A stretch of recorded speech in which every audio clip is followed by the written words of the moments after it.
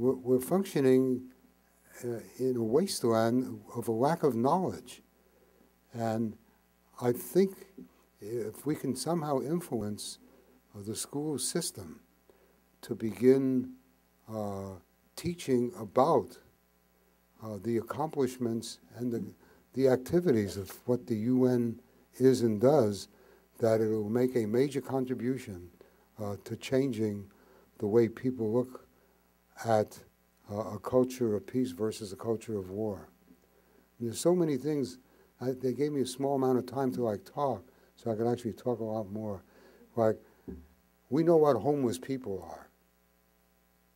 We sort of see that. At the international level, they don't call homeless people homeless. They call them refugees. And the UN has an agency called the International High Commissioner for Refugees. They take care of almost 25 million refugees. Taking care of means they have to feed them, provide tents, provide blankets, provide schooling for the children. Most of the refugees, 80%, are women and children. As a result of the Iraq war, this is a country of 26 million people. There are now 2 million external refugees. These are people who have left Iraq to go to Syria, Iran, Sweden. There's an article in today's paper about where some of the refugees from Iraq have gone in Europe. That's 2 million. But there's also 2 million, in addition to that 2 million, there are 2 million internally displaced people in Iraq who have left Baghdad and other places where there's violence.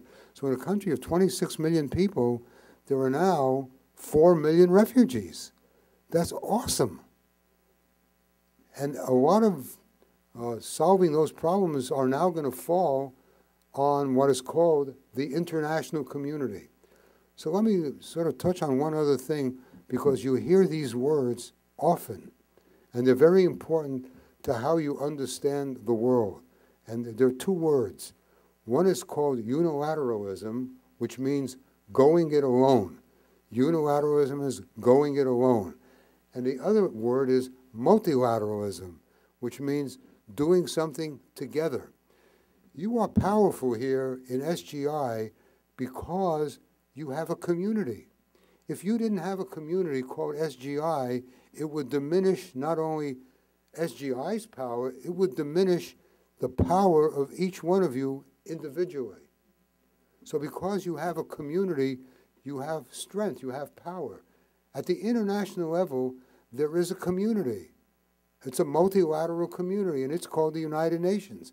And when we ignore that and we do something that's unilateral, we end up with war. The war in Iraq was an illegal war because this country chose to ignore a multilateral approach and took a unilateral approach. And if you go back in time 3 or 4 years from, you say, well, why did that happen? Well, there were thousands of people, there were millions of people on the streets saying, go through the UN. And unilaterally, we decided to not go through the UN. And that was a major error. And the Secretary General at that time declared the war as an illegal war. And so that's the difference between community and going it alone. You have power because you have a community. You have power as an individual because you have a family. So as we go up the structure, our ability to have power involves education, and it involves the maintenance of community. Is it only in the United States where the United Nations isn't taught in the schools and being, their initiative being promoted? How is the other countries in terms of, is the United Nations being promoted through the media and taught in school systems? That's a difficult question to answer. It sort of depends on the country. A lot of the work of the UN is involved in assisting people and countries in what is called the underdeveloped world. So you find a very large number of programs of the UN and the whole UN system that are taking place in Africa and Latin America and different parts of Asia. And the people in those countries, they see the UN in a different light, because in many ways the UN is the difference between life and death. if there's a program that's assisting children or women or working on malaria or AIDS or one of these other things in their country, the thing that they see quite often is a UN institution. The World Health Organization, UNICEF, the World Food Program, they're all UN agencies. That's what they see. So they have another sort of view of the UN. In the more developed countries, particularly in the Scandinavian countries and in Canada, there is a great deal of, not a great deal, I don't know how to describe that, but there's more knowledge about the UN than there is in this country. In Japan, I think in no part due to the fact that there's a very strong SGI organization in Japan, there's always been a lot of support for the UN as a system, and financially, Japan as a nation is one of the strongest contributors financially to the UN system. I think it's the second largest contributor next to the UN when everybody pays their dues. But it's a little ridiculous that you belong to an organization and you don't pay your dues. But even in many of the other countries, including Japan, there isn't a lot of promotion through the media about the UN system. The media has a way of presenting things from a very negative point of view. So somebody once told me that, and I think it's true, the UN has a lot of days, like International Day for Water and International Day of Solidarity. I think actually on the 21st of this month, which is a couple of days, is the International Day for Dialogue. Dialogue and diversity. I have a list of all those days. But every year on September 21st is the International Day for Peace.